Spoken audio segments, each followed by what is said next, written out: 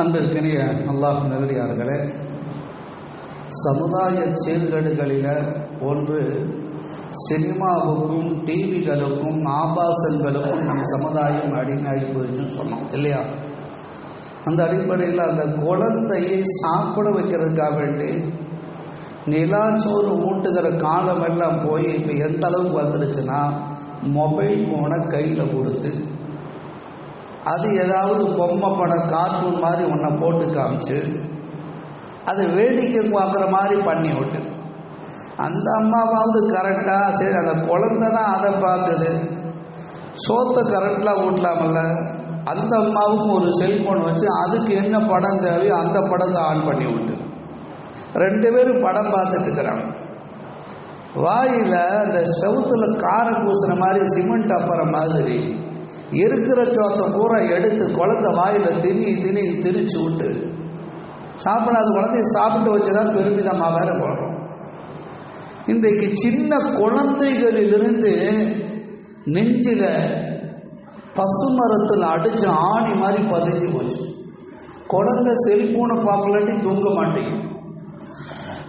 அந்த அளவுக்கு இன்னைக்கு அதில் டிவியில் ஆரம்பித்து, சீரியலில் ஆரம்பித்து, சினிமாக்களில் முடிஞ்சு அது எங்கெங்கேயோ கொண்டு போய் விட்டு கொண்டிருக்கு. சமுதாய சீர்கேடுகளில் முக்கியமான இதுவும் ஒன்று. சினிமா என்கிற பைத்தியம் சமுதாயத்தில் தொடர்ந்து நிகழ்கிற ஒன்று. 4வது செய்தி, மிக மிக வருந்தத்தக்க, மனதுக்கு ரொம்ப ரொம்ப பாரமாக கஷ்டமாக இருக்கிற, ஏற்றுக்கொள்வதற்கு கசப்பாக இருக்கிற ஒரு சீர்கேடு என்ன தெரியுமா? நம் சமுதாய பெண்கள் அந்நிய மதத்தவர்களோடு ஓடி போகிற ஒரு அவலம் தொடர்கிறது. சமுதாய சீர்கேடு ஆக மிக முக்கியமான விஷயம் இது. அதனால் அந்த பெத்த மனம் எந்த அளவுக்கு பைத்தியம் பிடித்ததை போல ஆகுகிறது, அந்த சீர்கேட்டையும் நாம் யோசித்து பார்க்க வேண்டும். அதே மாதிரி சமுதாயத்தினுடைய சீர்கேடுகளில் முக்கியமான சீர்கேடு என்ன தெரியுமா?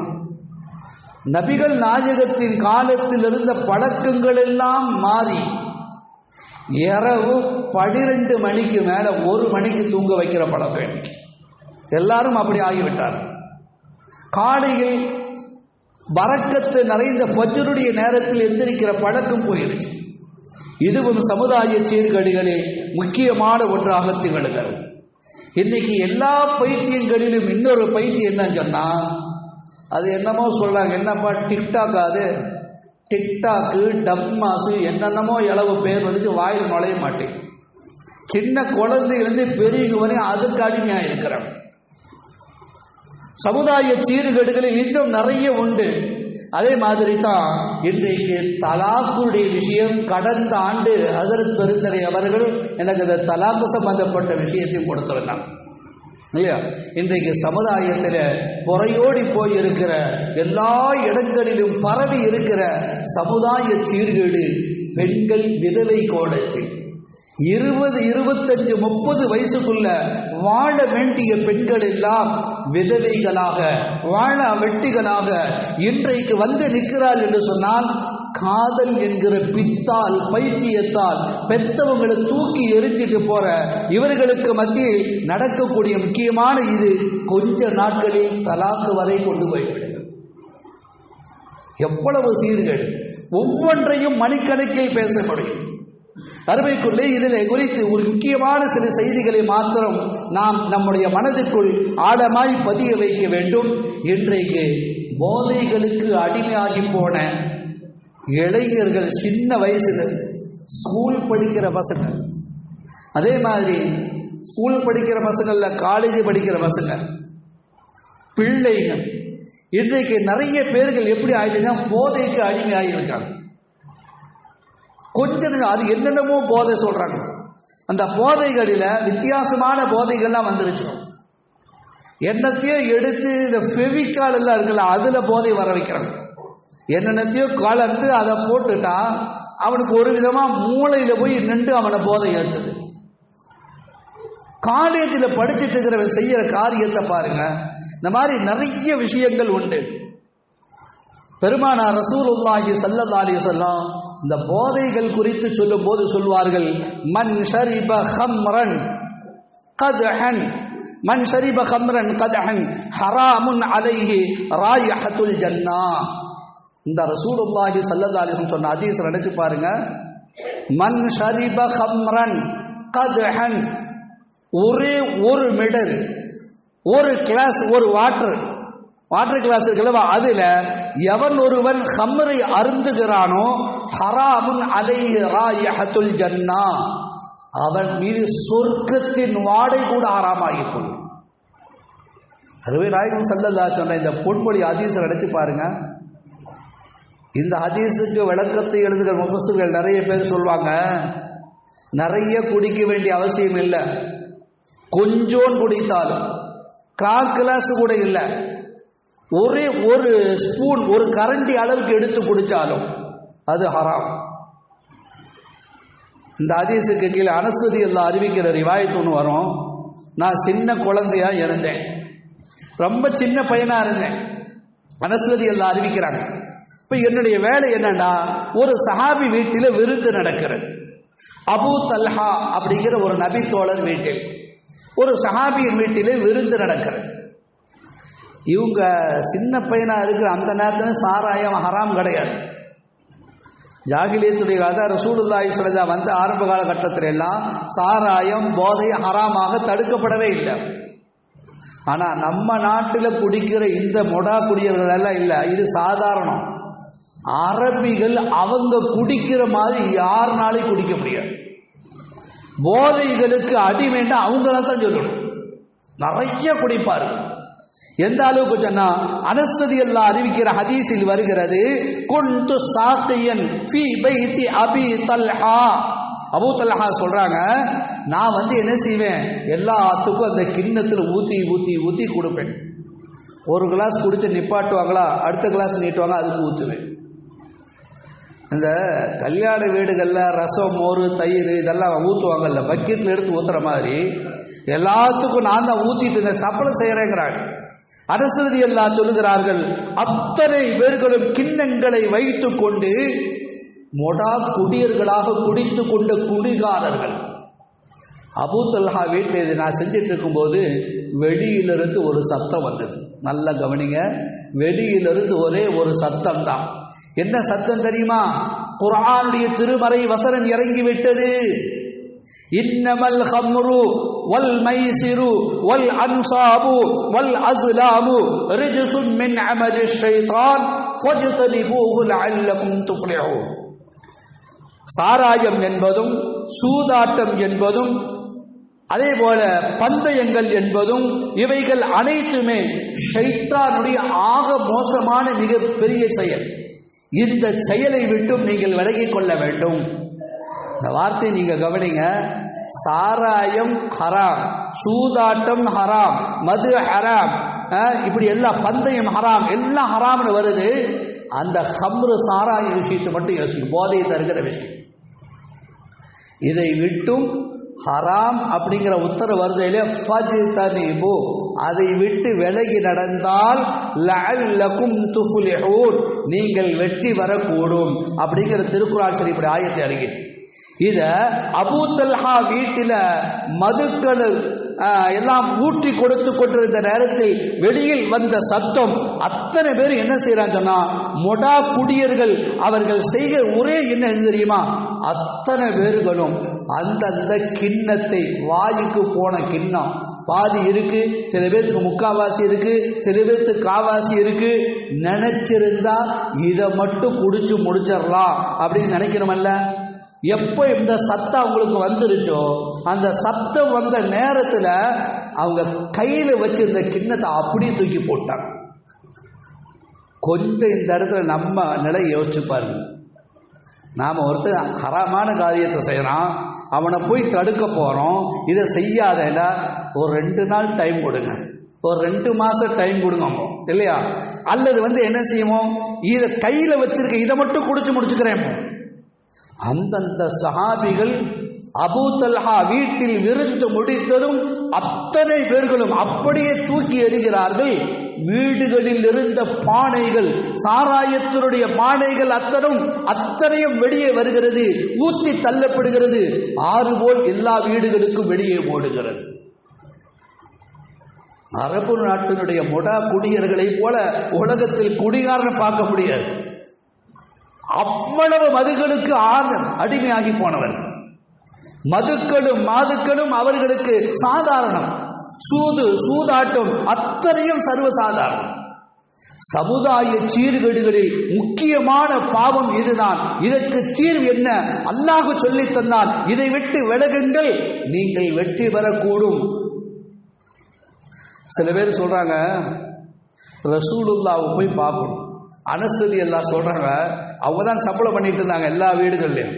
அவங்க என்ன சொல்றாங்க, கையில வச்சிருக்கிற பக்கெட்டை கீழே வச்சுட்டாங்க. எல்லாத்துக்கும் நான் தான் ஊற்றி கொடுத்தேன். என்ன மனுஷங்க, வித்தியாசமான மனிதர்களா இருக்கிறாங்க. வெளியிலிருந்து ஒரு சத்தம் வர்றதுக்கு முன்னால அந்த குடிக்கிற அந்த கிண்ணம் இருக்குமா, பழைய காலத்துக்கு அரபு நாட்டு கிண்ணம் எப்படி இருக்கும்? இன்னைக்கு நிறைய மாடலா கிளாஸு கிண்ணம் எல்லாம் வந்துருச்சு இல்லையா? அந்த மாதிரி கிண்ணம், அதை வச்சு முத்தம் கொடுத்தாங்க. அதை தலைக்கு மேல தூக்கி வச்சாங்க.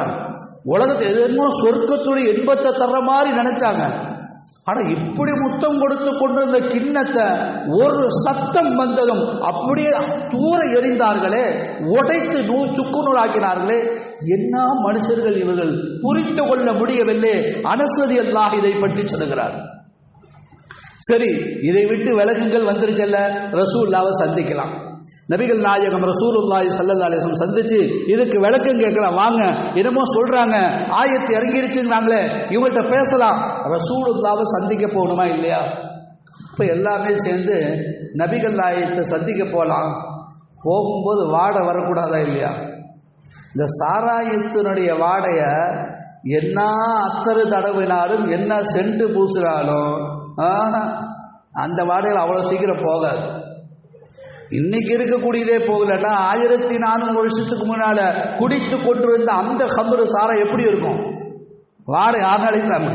சரி, ஒரு ரசூலுல்லாவை பார்க்க போறோம், அல்லாஹ்வின் தூதரை பார்க்க போறோம். எல்லா வாடைகளையும் வாயை கொப்பளிச்சாங்க, அத்தரை பூசினாங்க, என்ன பூசினாலும் அந்த வாடை போகாது. ஆனால் ரசூலுல்லாவை சந்திக்கிறதுக்கு வந்துட்டாங்க.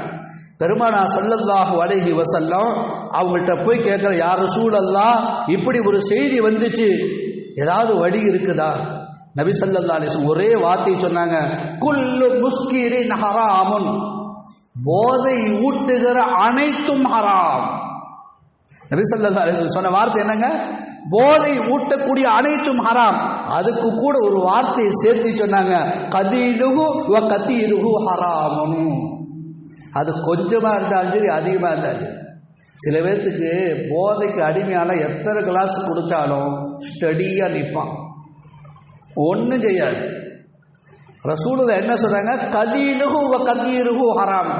நான் அந்த வார்த்தைக்கு என்ன அர்த்தம் தெரியுமா? நீ பானை நிறைய எடுத்து குடித்தாலும், பல கிளாஸ் குடித்தாலும், ஒரே ஒரு டம் இல்லை காக்கிளாஸ் ஆக கடைசி என்ன தெரியுமா? ஒரு சின்ன கரண்டி எடுத்து வாயில் போட்டாலும் அது ஹராம். ரசூலுல்லாஹி ஸல்லல்லாஹு அலைஹி வஸல்லம் எப்படி சொன்னாங்க? அந்த நேரத்தில் அவங்களுடைய நிலைப்பாடு எப்படி? நாம இருந்தா என்ன செய்வோம்? அஜத்து, ஏதாவது வழி இருக்கா? கொஞ்சம் யோசிச்சு பாருங்க. ஏதாவது மார்க்கத்தில் ஹலால் ஆக்கிறதுக்கு வழி இருக்குதா? ஏதாவது கொஞ்ச நாள் கழிச்சு, 1 மாதம் கழிச்சு, அல்ல 1 வாரம் 2 வாரம் கழிச்சு விட்டுறேன், கொஞ்சம் டைம் கொடுங்க, அதுவரை இது ஹலால் நீங்கள் சொல்லுங்களேன் கேட்போம். அப்படித்தானே? ஆனால் நபிகள் நாயகத்தின் காலத்திலே போதைக்கு அடிமையாகி போன அத்தனை பேர்களும் ஹராம் என்று தெரிந்ததும் அத்தனையும் வெளியில் ஊற்றி கொட்டினார்களே, அவர்கள்தான் உத்தம புருஷர்கள், உத்தமமான மனிதர்கள். அவர்களை போன்று இந்த உலகத்தில் எந்த நல்ல மனிதரையும் பார்க்க முடியாது. பெருமானார் ஸல்லல்லாஹு அலைஹி வஸல்லம் சொல்லுகிற இந்த போதை குறித்து நிறைய விஷயங்கள் நாம் தெரிஞ்சுக்க வேண்டியதுக்கு என்ன தெரியுமா? வாலிபர்கள் இன்றைக்கு நிறைய பேர் போதைக்கு அடிமையாயிட்டாங்க. நிறைய பேர் டாஸ்மார்க்கில் போய்த்தான், சாராய கடையில் போய்த்தான் குடிக்கணும்னு அவசியமெல்லாம் இல்லை.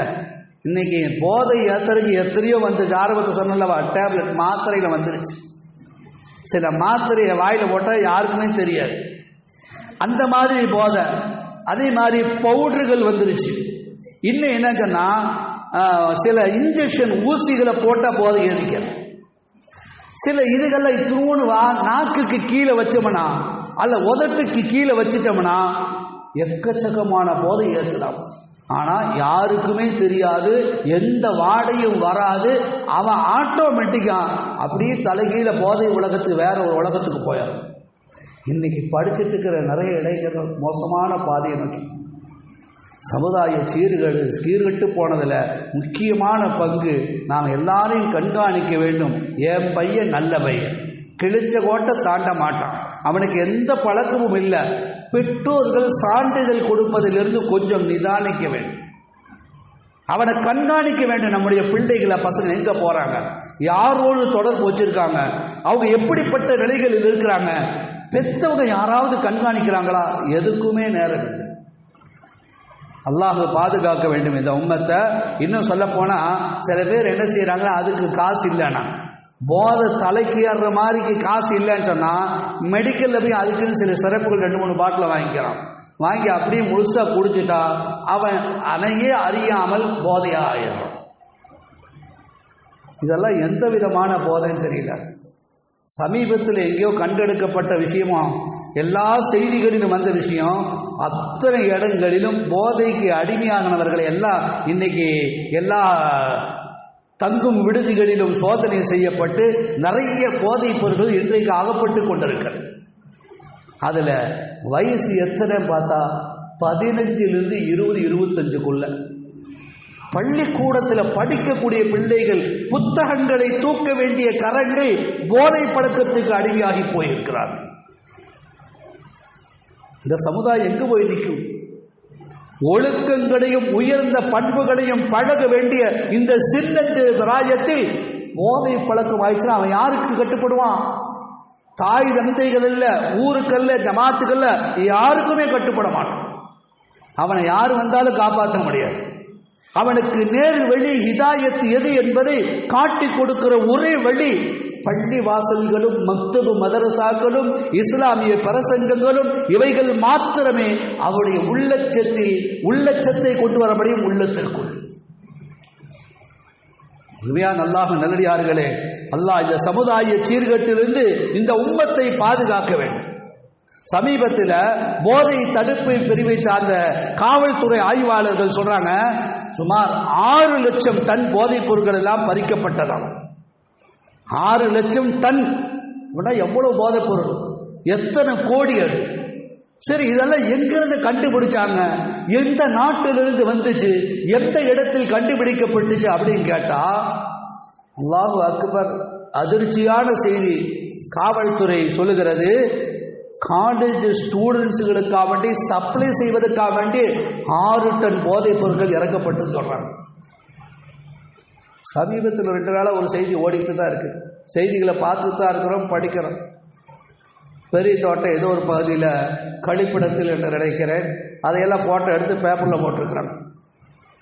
நம் சமுதாயத்தினுடைய இளைஞர்கள் ஒதுங்குகிற இடம் இரவு நேரம் எந்த இடம் பார்த்தா இந்த மாதிரி இடங்கள், ஆள் நடமாட்டம் இல்லாத இந்த பகுதிகளுக்கு போய் மோசமான போதைகளை உட்கொண்டு பெற்றவங்களுக்கு ஒன்றுமே தெரியாது நல்ல பிள்ளையை போல வீட்டுக்குள்ளே வந்துடுறாங்க.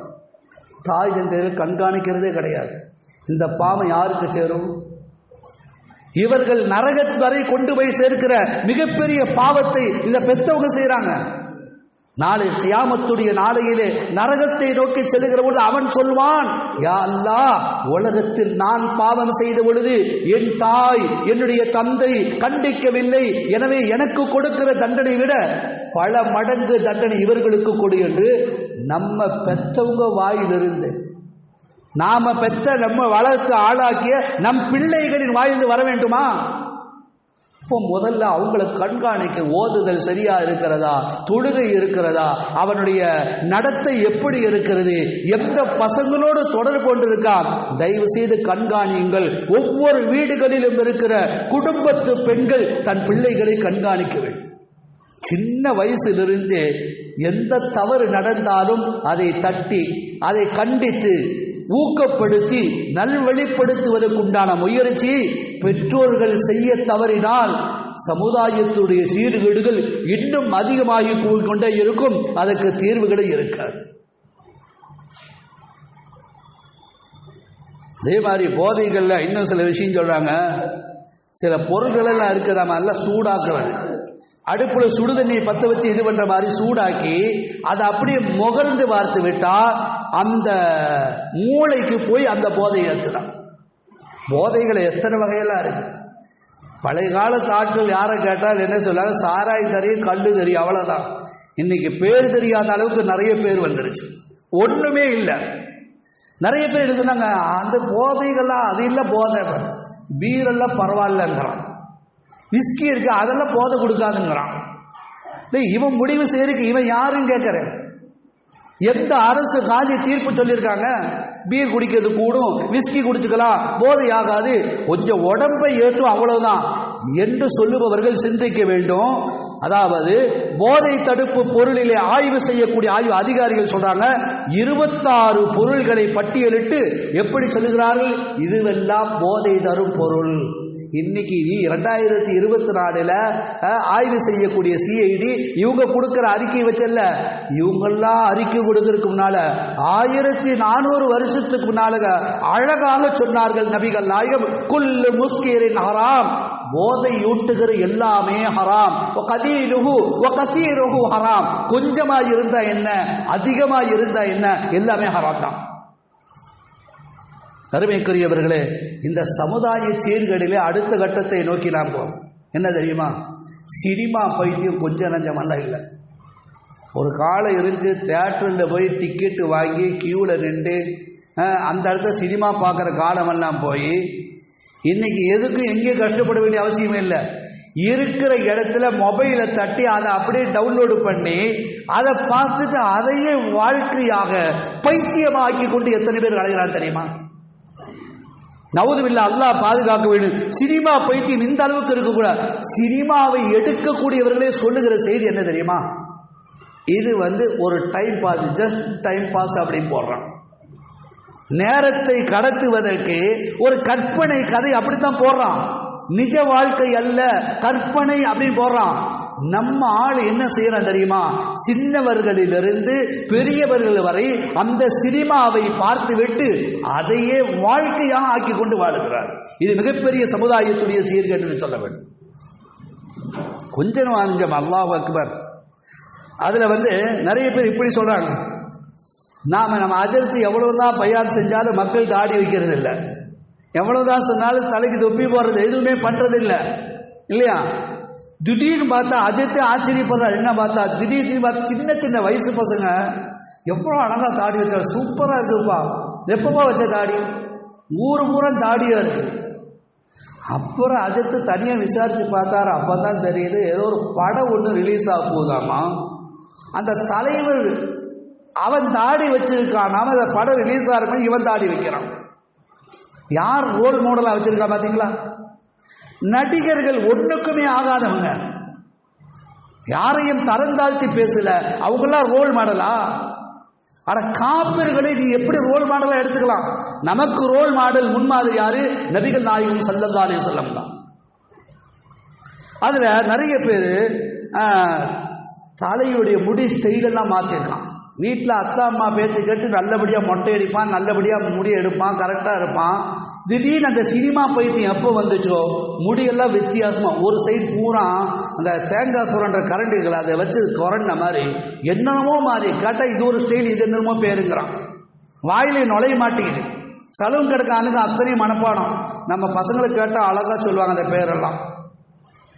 முடி அப்படி வச்சிருக்காங்க. சில பேர் நல்லா இருக்கிற முடியை பிடிச்சி களை சுட்டு போட்டு அது போயிட்டே இருக்கான். வண்டியில் போயிட்டே இருக்கான், திடீர்னு வண்டி நிப்பாட்டுறான், தலையை களை சுட்டு போட்டு கண்ணாடி இப்படி எட்டி பார்த்து திரும்ப வண்டி எடுத்துட்டு போறான். என்னடா நல்லா இருந்தவன் பார்த்தா அது ஒரு ஸ்டைல் ஆகும்.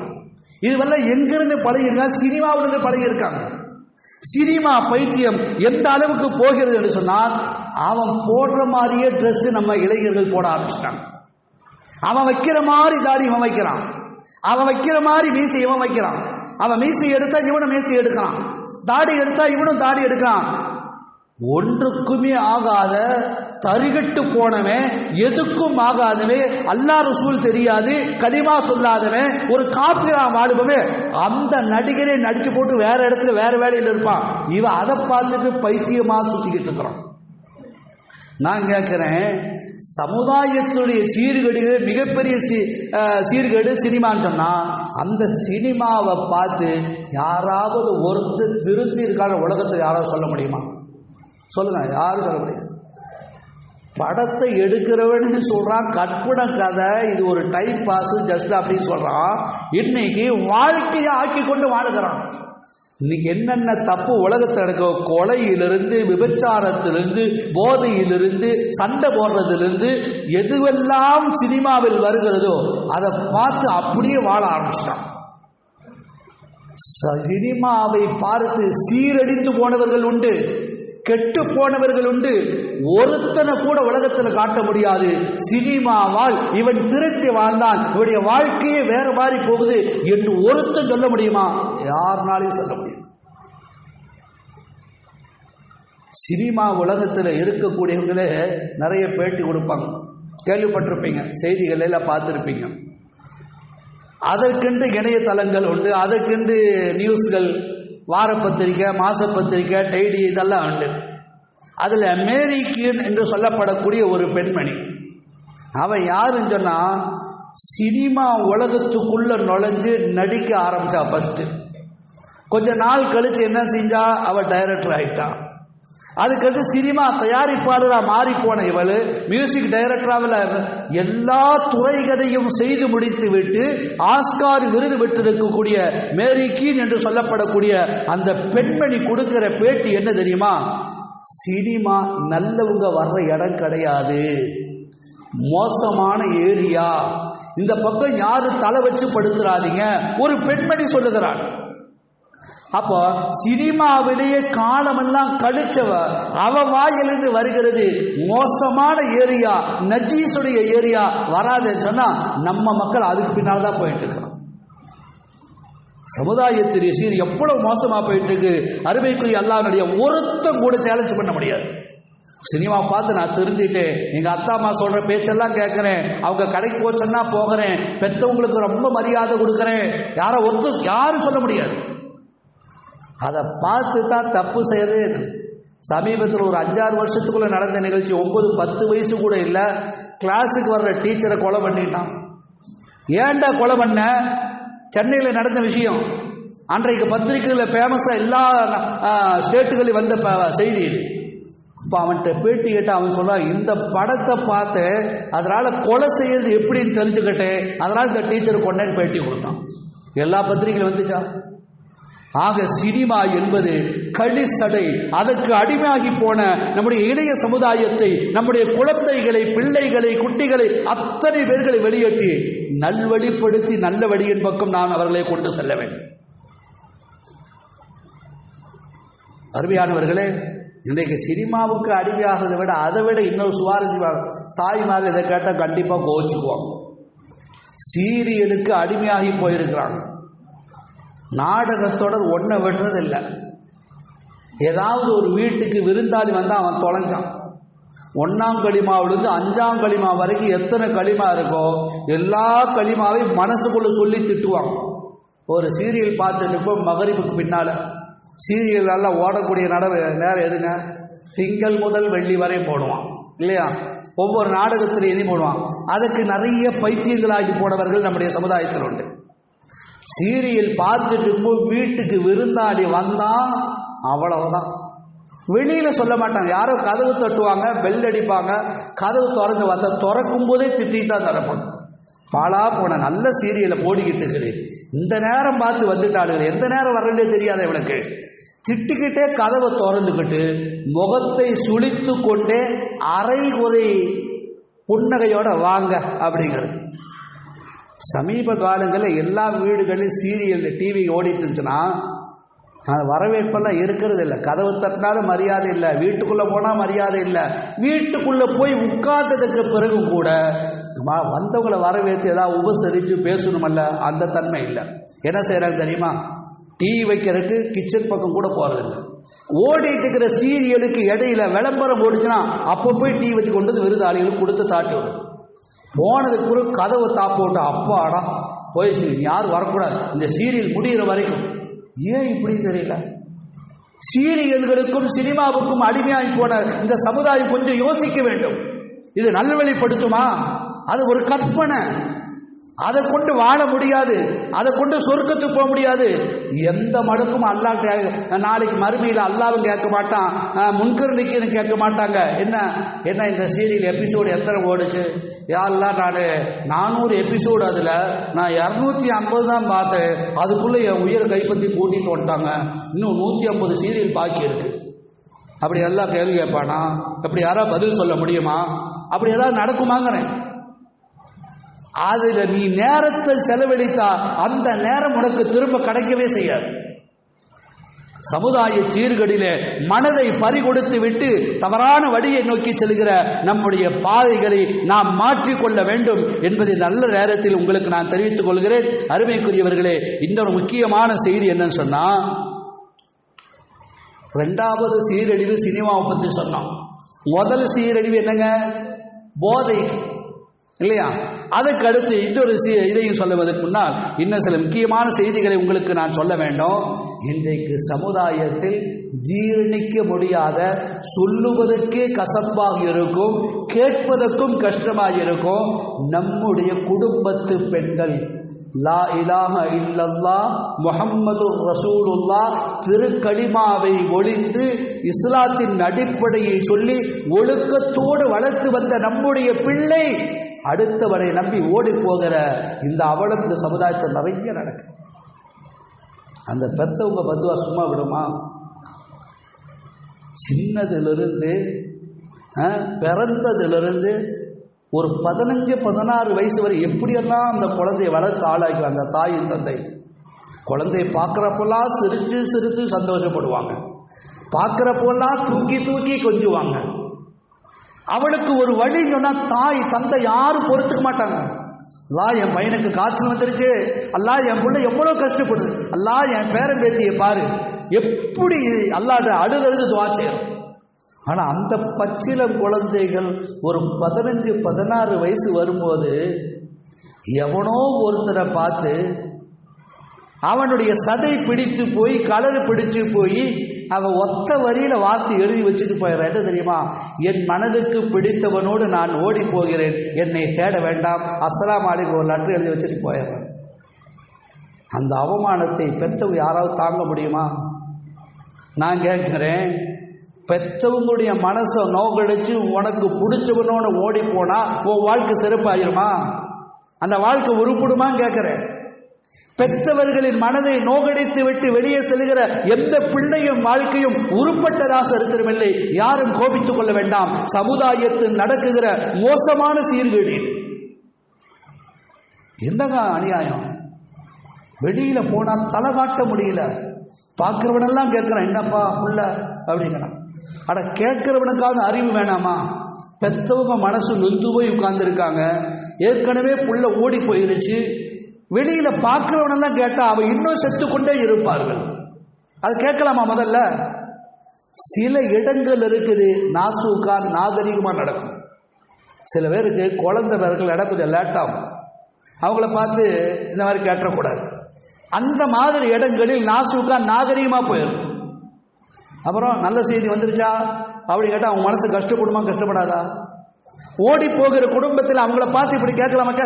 அதற்காக வேண்டிய பாவம் அந்த பிள்ளையை பெற்ற ஒரு பிள்ளையை பெற்ற பாவத்துக்காக வேண்டி காலமெல்லாம் வெளியில் வராமல் அந்த துன்பத்தை சோதனையை மனதுக்குள் போட்டு மறைத்து சுமைத்து அடக்கி வைத்து உள்ளுக்குள்ளே புழுங்கி புழுங்கி அழுகிறார்கள். இந்த பெற்றவங்களை அழுக வச்சுட்டு வெளியில ஓடி போன இந்த நாதாரிகள் வெளிப்படையா சொல்றேன், யாரும் கோபித்துக் கொள்ள வேண்டாம், அவங்களுடைய வாழ்க்கை உருப்பட்டதா சரித்திரம் இல்லை. மீறி போனா 4 வருஷம் 5 வருஷம் வாழ்றாங்க, திரும்பவும் வாழ்க்கை கசப்பாகி அவர்களுக்குள் பிரச்சனையாகி சமுதாயம் சந்திக்கும் அளவுக்கு தலாக்கா 25 வயசுல வீட்டுக்குள்ள வந்து உட்கார்றான். அம்மா என்னை மன்னிச்சிருமா, அத்தா என்னை மன்னிச்சிருத்தா, பாபா என்னை மன்னிச்சிருங்க. 25 வயசுல தான் பிள்ளை விதவி ஆகிறத எந்த பெத்தவங்களாவது சகிச்சுக்க முடியுமா? கொஞ்சம் யோசிங்க. சமுதாயத்தில் நடக்கிற மோசமான இந்த அவலங்களுக்கு என்ன காரணம் சொல்லுங்க? சின்னதிலிருந்தே அவர்களுக்கு ஊட்ட வேண்டிய அறிவை ஊட்ட வேண்டும். படிப்பை சொல்லி கொடுத்தா அவங்களுக்கு உயர்ந்த கான்வென்ட் ஸ்கூல்ல படித்தா, நல்ல இங்கிலீஷ் பேச தெரிஞ்சா அவங்க வாழ்க்கை தப்பிச்சிருமா? முக்கியமா இறை எச்சத்தையும் ஈமானையும் ஊட்டுகிற இடம் பள்ளி வாசல்களும் மதரசாக்களும். எத்தனை நாள் நம்ம பிள்ளை மதரசாக்கு அனுப்பிச்சு வச்சோம்? அது குர்ஆன் ஓதுச்சா? அது தொழுதுச்சா? என்னைக்காச்சும் கண்காணிச்சோமா? அதன் விளைவு இன்றைக்கு இவர்கள் ஆளுகிறார். எல்லாத்தையும் விட இன்னொரு முக்கியமான செய்தி, நபிகள் நாயகம் ரசூலுல்லாஹி ஸல்லல்லாஹு அலைஹி வஸல்லம் அவர்கள் சொல்லுகிற செய்தி, ரிலல் ரப்பி பி ரிலல் வாலிதி சுகுத்துர் ரப்பி பி சுகுத்தில் வாலிதி. தாய் தந்தைகளின் பொருத்தம் எங்க இருக்கு தெரியுமா?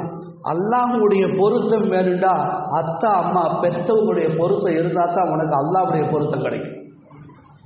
எனக்கு அத்தா அம்மா வேணாம், அல்லாஹ்வுடைய பொருத்தம் கிடைச்சா போதும் அப்படின்னு நினைச்சா கண்டிப்பா கிடைக்காது, எந்த ஜென்மத்திலும் கிடைக்காது.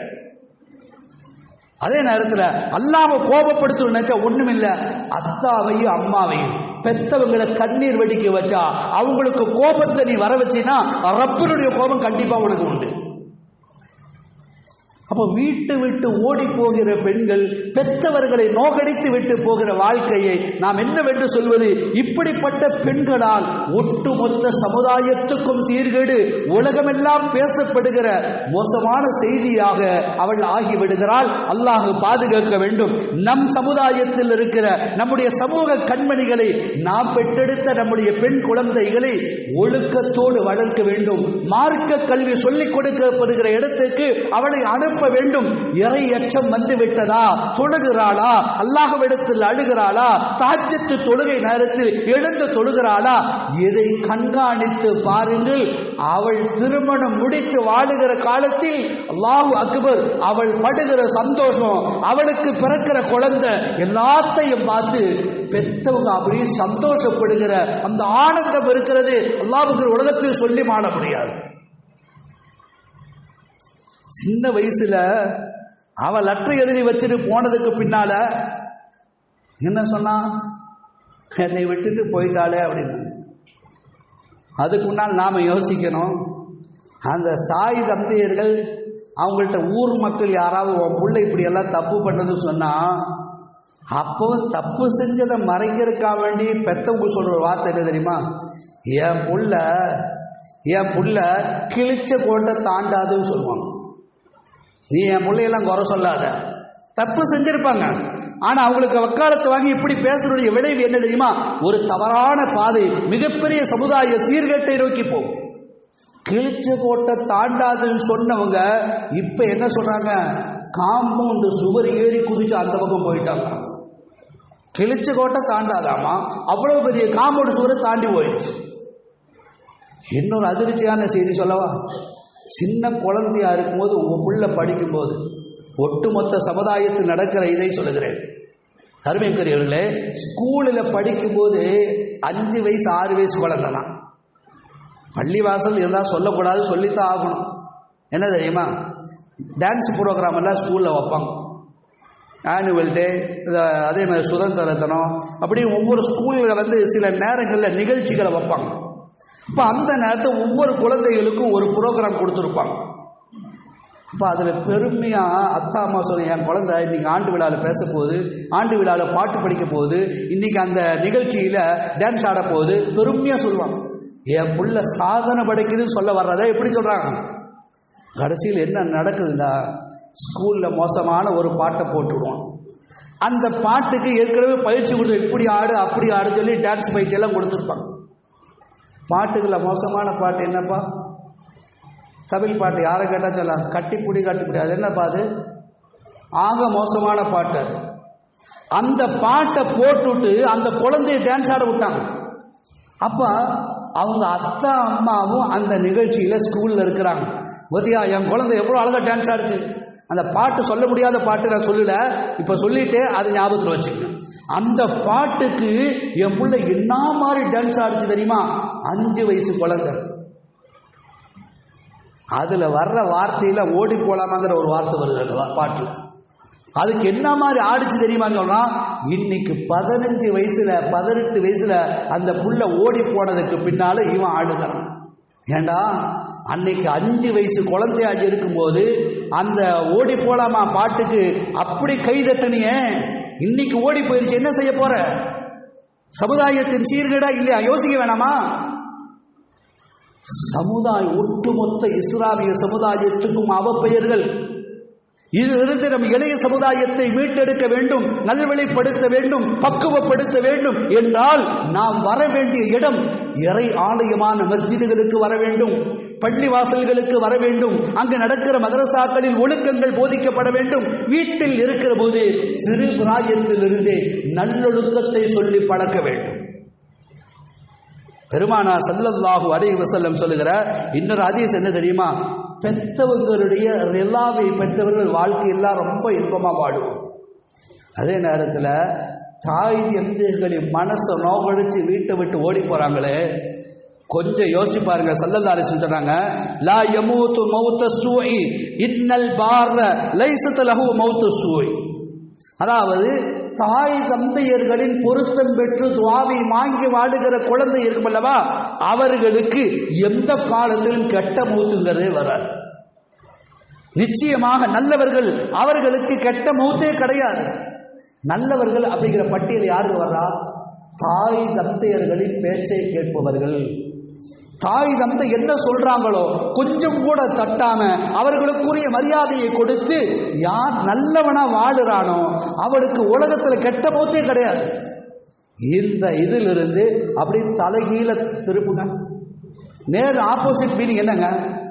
தாய் தந்தையர்களின் மனதை நோகடித்தவன், மனதை புண்படுத்தியவன். பெருமானார் ஸல்லல்லாஹு அலைஹி வஸல்லம் சொன்ன ஹதீஸிலிருந்து விளக்குகிறோம், லா யதஅக்கரு உகூபத்துன் இலல் ஆகிரா. பெத்தவங்க மனசை நோகடிச்சு உங்களுக்கு தண்டனை அல்லாஹ் மறு உலகம் வரைவெல்லாம் லேட் பண்ண மாட்டான். அப்படின்னு என்ன அர்த்தம்? உலகத்தில் வாழும் போதே நீ அனுபவிச்சிருவேன் அர்த்தம். அதனால் வீட்டில் வாழுகிற காலத்தில் ஓடி போகிற இந்த சமுதாய பெண்களுக்கு, இந்த மிகப்பெரிய சமுதாயத்துக்கு அவலத்தை ஏற்படுத்துகிற இந்த குமரி பெண்கள் யோசிக்க வேண்டும். அவர்களை வளர்த்து கொண்டிருக்கிற பெற்றோர்களே, உங்கள் கவனத்துக்கு கொண்டு வருகிறேன். தயவு செய்து அல்லாஹுக்காக ரசூலுக்காக வேண்டி நல்லொழுக்கத்தை கொடுக்கும் விஷயத்தில் கொஞ்சம் முயற்சி எடுங்கள், கவனப்படுத்துங்கள். அவர்களை நல்வழிப்படுத்துவதற்கு எவ்வளவு தூரம் நீங்கள் முயற்சிக்கிறீர்களோ அது உங்களுக்கும் நல்லது, வருங்கால சமுதாயத்துக்கும் நல்லது. அதே நேரத்தில் அந்த பெற்றவங்க அவங்க குழந்தை மீது அளவில்லாத பாசம் வைக்கிறாங்களே, அது யார்? அவங்க வச்சதா? எல்லாம் டயலாக் விடுவாங்க, வசனம் விடுவாங்க. என் புள்ள மேலே எவ்வளோ அன்பு வச்சிருக்கிறேன் தெரியுமா, என் பையன் மேலே எவ்வளோ அன்பு வச்சிருக்கு தெரியுமா, என் பேரன் பேத்திக்கான உசுரை விடுவேன் தெரியுமா. டயலாக்கெல்லாம் விடுறோம், வசனமெல்லாம் பேசுவோம். ஆனால் உன் உள்ளத்துக்குள்ள பெத்த குழந்தைகள் மீது வருகிற பாசம் அல்லாஹ் முடிவு செய்கிறது. அவங்கள பார்த்தாலே ஒரு இயற்கை ஒரு பைத்தியமாகறம் அல்லவா. என் புள்ள என் பையன் உசுருக்கு உசுரா ஓடுறோம் அல்லவா. அந்த பிரியம் நம் உள்ளத்தில் விதைத்தது யார்? அல்லாஹ் ரப்புல் ஆலமீன். ஸல்லல்லாஹு அலைஹி வஸல்லம் சொன்ன ஹதீஸிலிருந்து நாம் விளங்குகிறோம். ஒரு உதாரணத்துக்கு ஒன்றை மாத்திரம் நான் உங்களுடைய கவனத்துக்கு கொண்டு வர முடியும். ஒரு மருத்துவமனையில் ஒரு பெண்ணுக்கு குழந்தை பிறகு, ஒரு பெண்ணுக்கு குழந்தை பிறந்துருச்சு. எல்லாம் நல்லா இருக்கு, வெயிட்டு கரெக்டாக இருக்குது, நார்மல் டெலிவரி எல்லாம் இருக்குது. ஆனால் ஒரே ஒரு சின்ன குறை மட்டும் வந்துருச்சு. ஒன்று நினச்சிங்க, பிறக்கும் போது ஒரு குழந்தைக்கு ஒரு சின்ன குறை அப்போவே வந்துருச்சுன்னா உலகத்தில் லட்சம் அல்ல கோடி செலவழித்தாலும் அதை சரி செய்யவே முடியாது. இப்போ அந்த நேரத்தில் ஓடி ஒரு நர்ஸு சொல்கிறான், ஏம்மா இப்படி கவலைப்பட்டிருக்க? இல்லை, குழந்தைக்கு பார்வை இல்லை, நான் எப்படி வச்சு வளர்த்து போகணும்னு தெரியலையே. எந்த தாய்க்கு வர்ற கவலை அழுகு தானே, அதுக்கு அழுது தேம்பி அந்த தாய் அழுது. இன்றைக்கி ஏதாவது குறைகள் இருக்கக்கூடிய குழந்தையை பாருங்கள். நமக்கு கொடுத்துருக்கிற எல்லா குழந்தையும் சலாமத்தை ஆக்கி தந்துருங்க, எந்த குறைகளும் இல்லை. ஒரு நர்ஸு சொன்ன வார்த்தை என்ன தெரியுமா? இந்த குழந்தையை விட இன்னொரு குழந்தை பிறந்திருக்குது, ஆனால் அந்த குழந்தையை விட்டுட்டு தாய் ஓடி போயிட்டான். ஆனால் பார்க்கறதுக்கு குழந்தை அவ்வளவு அழகாக இருக்குது, பெண் குழந்தை. சுப்ஹானல்லாஹ். இந்த அழகு மாதிரி ஒரு பெண்ணை நீ யார் சொல்கிறா? நர்ஸு சொல்கிறான். அழுதுகிட்டுக்கிற ஒரு தாய்கிட்ட குழந்தை பிறந்துருச்சு, குறையோடு பிறந்திருக்கு, அதை நினச்சிக்கிட்டு அழுதுட்டு இருக்கிற குழந்தைன்னு சொல்லிச்சு, அழகான குழந்தை யாருக்குமே தெரியாதுமா, அந்த குழந்தை இங்கே கொடுத்துட்டு இந்த குழந்தையை தூக்கிட்டு போயிரு, அவ்வளோ அழகாக இருக்குது. அந்த தாய் சொன்னால், கோடி கொடுத்தாலும் என் குழந்தைக்கு பார்வை இல்லாமல் இருந்தாலும் சரி, எல்லா உறுப்புகளும் போனாலும் சரி, நான் பெற்ற என் குழந்தை எந்த காலத்தில் விடமாட்டேன், எந்த குறையும் இல்லாமல் என் பிள்ளையை பார்ப்பேன் என்று சத்தியமிட்டு சொல்லி அவள் அழுவாள். இந்த பிரியம் எப்படி வந்துச்சு? நமக்கு உள்ளத்தில் வந்துச்சா? இல்ல, அல்லாஹ் முடிவு செய்கிறான். ஒரு தாய் தன் குழந்தையின் மீது வைக்கிற அன்பு அவ்வளவு அலாதியானது. இந்த பிரியத்தை உலகத்தில் வாழுகிற குமரி பெண்கள், ஓடி போகிறவர்கள் நினைத்தால் இந்த மிகப்பெரிய சீர்கேடுகளுக்கு துணியவே மாட்டார். சமுதாயத்தின் சீர்கேடுகளிலே ஓடி போகிற இந்த அவலங்கள் சமுதாயத்தில் நிலைக்கக்கூடாது. அல்லாஹ் பாதுகாக்க வேண்டும். அருமைக்குரியவர்களே, அருமை நாயகம் ரசூலுல்லாஹி ஸல்லல்லாஹு அலைஹி வஸல்லம் ஒரு தடவை ஒரு விஷயத்தை சொல்றாங்க. ஒரு சாபிகள்கிட்ட பேசிட்டு இருக்கும்போது ஒரு சாபி சொல்றார், நடந்த நிகழ்வு சஹீஹுல் புகாரியில் வருகிற ஒரு அற்புதமான ஹதீஸ். அந்த சாபி என்ன சொல்ற, அல்லாஹ்வின் தூதரே ரசூலே, நான் இந்த நாட்டிலிருந்து இவ்வளவு தூரத்திலிருந்து நான் வந்தேன். வரும்போது என் தாய் வயசான தாயை, ஆனால் அவளுக்கு நடக்க முடியாது. அதனால நான் தோளில் சுமந்து தூக்கிக்கிட்டு வர்றேன். எத்தனையா இன்னைக்கெல்லாம் ஃப்ளைட் ஏறினா 6 மணி நேரத்தை 8 மணி நேரத்தை மக்கா ஜித்தா ஏர்போர்ட்டு போகிறோம், அப்படித்தானே? பழைய காலத்து ஆட்சிகள் நினச்சி பாருங்க, எத்தனை மாச கணக்கில் கப்பலில் போவாங்க. அது கப்பல் வந்ததுக்கு பிறகு ரசூலுல்லாஹ்வுடைய காலம் அஜி எப்படி வந்திருக்கும்? பாய்மர கப்பலில் காற்று அடிச்சுற திசையில் காற்று எங்கே அடிக்குதோ அந்த பாய்மர கப்பல் போயிட்டு வருஷக்கணக்காக போவாங்க. அதுவெல்லாம் முடிஞ்சு பாலைவன வழியாக தன் பெத்த தாயை சுமந்து கொண்டு மகன் வருகிறார். அந்த சாபி சொல்ல, யா ரசூலல்லாஹ், இவ்வளவு சிரமப்பட்டு என் தாயை நான் ஹஜ்ஜுக்கு கூட்டிட்டு வந்துட்டேன் என்று சொன்ன பொழுது அருமை நாயகம் ஸல்லல்லாஹு அலைஹி வஸல்லம் கேட்கிற ஒரு செய்தி, எனக்கு அல்லாஹ் என்ன கூடி கொடுப்பாங்க கேட்டார். நபி ஸல்லல்லாஹு அலைஹி வஸல்லம் இந்த சஹாபியை பார்த்து ஒரு அழகான வார்த்தை சொன்னாங்க. எப்பா, ஒரு 6 மாதம் உன் தாயை இங்கே சுமந்துட்டு வந்ததுக்காக வேண்டி மிகப்பெரிய கூலி எதிர்பார்க்கிறாயா? அது ஒரு பெரிய தியாகம். தாய்க்கு நீ செஞ்ச தியாகம் நினைக்கிறியா? அருமை நாயகம் ஸல்லல்லாஹு அலைஹி வஸல்லம் சொல்றாங்க, உன் தாய் வயிற்றுக்குள்ள இருக்கும்போது, உன்னுடைய தாயின் வயிற்றில் நீ கற்புக்குள்ள நீ கருவறையிலே இருக்கும்போது ஒரு தடவை அப்படி புரண்டு நீ திரும்படியில்ல, அந்த நேரத்தில் தாய்க்கு ஏற்படுகிற வேதனையும் துன்பமும் இருக்கல்லவா, அந்த ஒரு வேதனைக்கு உலகத்தில் எது கொடுத்தாலும் ஈடாக. 6 மாசம் பெத்தவங்களை சுமந்து வந்தது பெருசா பேசுறியே, தாயுடைய வயிற்றுக்குள்ள ஒரு தடவை புரட்ட போது ஏற்பட்ட கஷ்டம் அதுக்கு ஈடு இல்லைன்னு சொன்னா, அந்த தாயை அந்த பெற்று வளர்த்து ஆளாக்குகிற தந்தைய ஓடி போகிற இந்த குமரி பெண்கள் சிந்திக்க வேண்டும். இந்த திமிரு எங்கிருந்து வந்துச்சுன்னு தெரியல. குமரி பெண்களுக்கு இப்படி மோசமான சமுதாயத்தில் அவப்பெயரை ஏற்படுத்தி, சீர்கேடுகளை ஏற்படுத்தி, இன்னொரு சதைக்காக வேண்டி, ஒரு கலருக்காக வேண்டி, சில சிற்றின்ப சில நிமிட இன்பத்துக்காக வேண்டி இப்படி பெற்றவங்களை தூக்கி எறிஞ்சிட்டு போகிற சமுதாயம் உருப்பட்டதா சரித்திரம் இல்லை. சமுதாயத்துக்கும் அவமானம், ஒட்டுமொத்த இஸ்லாத்திற்கும் சமுதாயம். இவர்களால் சமுதாயம் எந்த நல்லதையும் பெற முடியாது. சரி, வாழ்ந்து சாதிச்சிட முடியுமா? சாதிக்க முடியாது. ஏன்? பெத்தவங்க கண்ணீர் வடிச்சிட்டாங்க, அவ்வளவுதான்.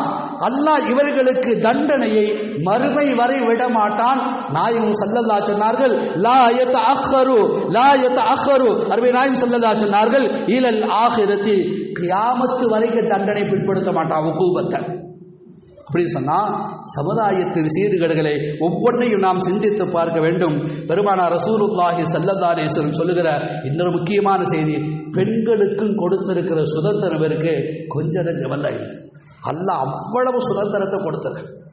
ஒரு பெண் எந்த பெண்ணாக இருந்தாலும் தானாக சுயமாக கல்யாணம் பண்ணிக்க முடியாது. குர்ஆனுடைய ஆயத்து என்னங்க, வான்கிஹுல் அயாமா மின்கும், நிக்காக நீங்க செஞ்சு வையுங்க அப்படின்னு சொல்றான் அல்லாஹ்.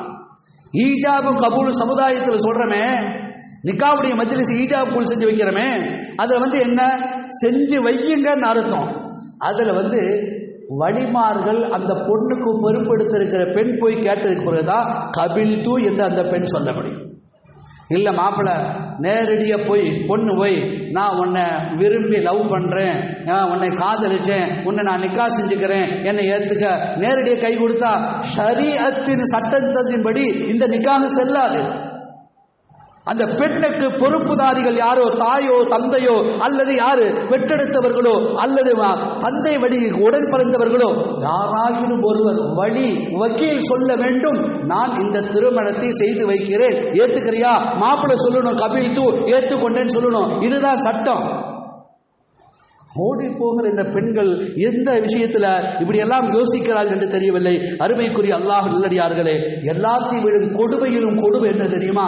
தான் பெற்ற தன் தாயி, தன்னை பெற்று வளர்த்து ஆளாக்கின தாயி, ஒரு ஊரில் நடந்த நிகழ்ச்சி, கும்பகோணம் என்று நினைக்கிறேன், பேப்பர்கள் எல்லாம் வந்திருக்கும், தன் காதலுக்கு தடையாக இருக்கிறாள் என்பதற்காக வேண்டி கொலை செய்வதற்கு தன்னோடு படிக்கிற காலேஜ் ஸ்டூடெண்ட்ஸுகளை, ஃப்ரெண்ட்ஸுகளை, நண்பர்கள் அனுப்பி வச்சு பெத்த தாயை கொள்ளுவதற்கு துணித்தார். அடக்கமெல்லாம் முடிஞ்சு எல்லாம் முடிஞ்சதுக்கு பிறகு அடுத்து தெரிய வருது கொலையாடி யார் என்று காவல்துறை கண்டுபிடிச்சிருச்சு. அவளை கொண்டு கோர்ட்டுக்கு வரும்போது, பொதுவாக நீதிமன்றத்துக்கு வரும்போது ஆண்களாட்டும் பெண்களாட்டும் மீடியாக்கள் பூராமே பார்த்துக்கிட்டு இருப்பாங்க, நியூஸ் எல்லா பக்கம் வரும், அதனால முகத்தை மறைச்சுக்கிட்டு தான் கொண்டு வருவாங்க. ஆனால் இந்த மாபாதக செயலை செய்த ஓடி போகிற இந்த பெண்களுக்கு சொல்லுகிறேன், பெற்றவளை கூட கொலை செய்வதற்கு துடித்துவிட்ட இந்த பெண்ணை சொல்லுகிறேன், அருமைக்குரியவர்களே, அவள் நெஞ்சை நிமிர்த்தி கொண்டு லெப்ட் ரைட் வாங்கிட்டு நேர போறான். கேட்ட பொழுது அவள் சொல்லுகிறாள், நான் வயதுக்கு வந்து விட்ட பெண், எனக்கு எல்லா சுயமா சிந்திக்கிற அறிவு இருக்கு, என் வாழ்க்கையை தேர்வு செய்வது என்னுடைய அதிகாரம், எனக்கு அதிகாரம் இல்லையா?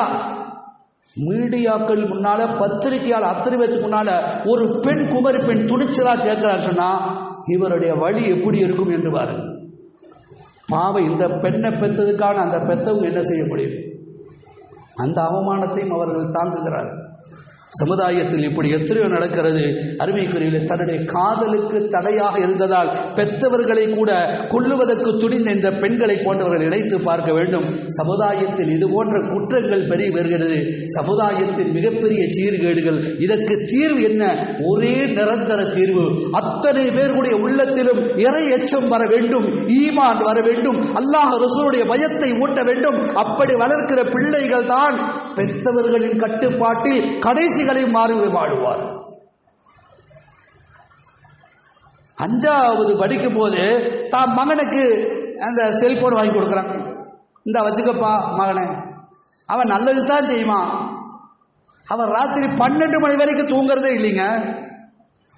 12 மணி அல்ல, 1 மணி, காலையில் 8 மணி ஸ்கூலுக்கு போகிற நேரத்தை எழுந்திருக்கிறான். என் செல்ல தூங்குது, அவனை எழுப்பாத, தட்டாதீங்க, அவன் நல்லா தூங்கட்டும், உடலுக்கு ஆரோக்கியம். அருமை நாயகம் ஸல்லல்லாஹு அலைஹி வஸல்லம் காலத்தில் அருமை சஹாபாக்கள் செய்த தியாகங்கள் என்ன? அவர்களுடைய பழக்க வழக்கம் என்னன்னா, மகரிபுக்கு பின்னால் அவர்கள் சாப்பிடுகிற வேலையை முடித்து விடுவார்கள். முடித்து விட்டு அடுத்து இஷாவுடைய பாங்கு சொல்லப்படுகிற பொழுது தொழுகைக்கு தயாராகுவார்கள்.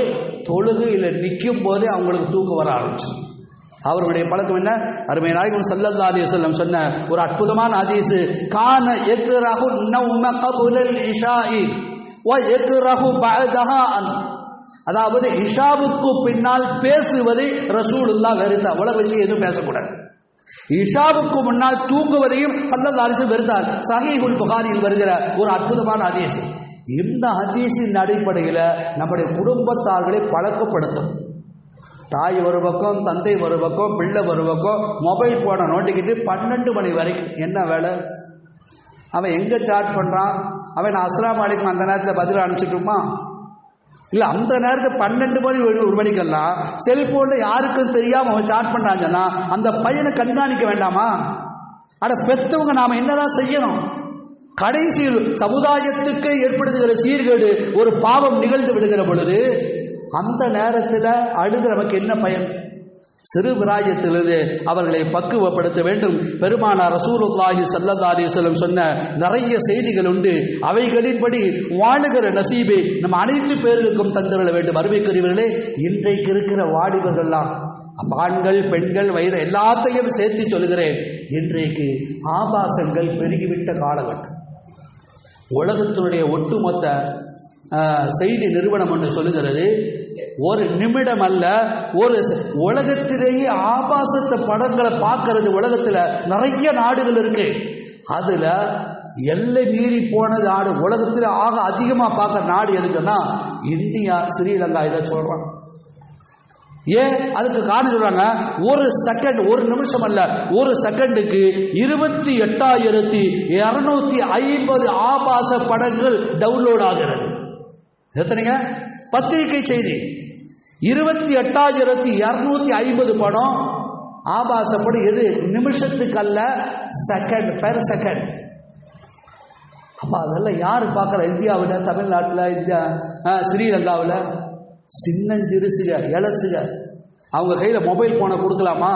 அவங்களை கெடுக்கிறதுக்கு நாமே காரணமாக இருக்கலாமா? கொஞ்சம் யோசித்து பார்க்க வேண்டும்.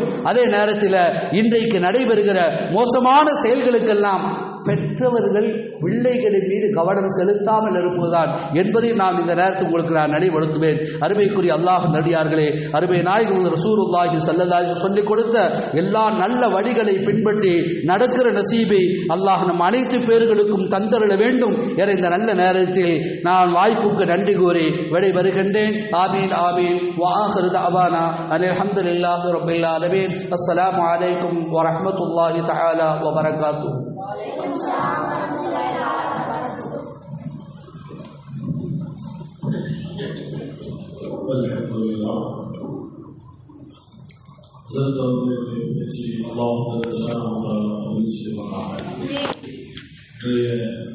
சமூகம் எவ்வளவு சீர்கேடு இருக்கிறது என்பதை மிகவும் தெல்ல தெளிவாக ஆர்வத்தை நமக்கெல்லாம் பதிவு செய்து கேட்டதின்படி அமைச்சரித்த தௌஃபீகளை அல்லாஹ் அத்தனை அவர்களுக்கு தந்தல் புரிவானாக.